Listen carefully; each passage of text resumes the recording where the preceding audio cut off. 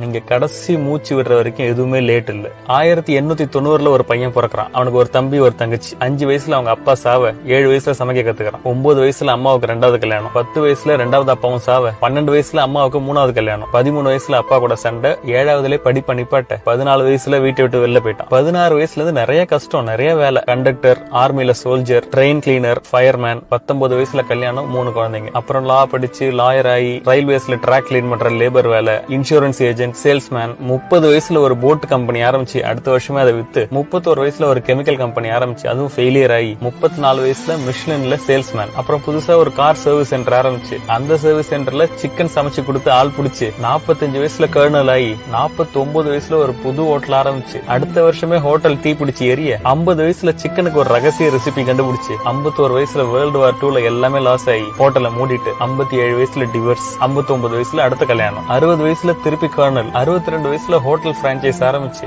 65 வயசுல காசே இல்லாம பிரான்சைஸை வித்துட்டு கவர்மெண்ட் கொடுக்கற $100 பழைய வீட்லயும் ஒரு கார்லயும் வாழ்க்கைய வாழ்ந்துகிட்டு அதுக்கப்புறம் ஒவ்வொரு ரெஸ்டாரண்ட் அலைஞ்சி பார்ட்னர்ஷிப் கேட்டு 1008 தடவை முடியாதுங்கிற வார்த்தையை கேட்டுட்டு 1009வது தடவை முடியுங்கிற வார்த்தையை கேட்டு ஜெயிச்ச கர்னல் ஹார்லண்ட் சாண்டர்ஸ் KFC கண்டுபிடிச்சவர். 90 வயசுல அவர் சாகும்போது 6000 கடை 48 நாட்டுல வச்சிருந்தார். ஒரு வருஷத்துக்கு $200 கோடி சம்பாதிச்சார். இதுல இருந்து நம்ம தெரிஞ்சுக்க வேண்டியது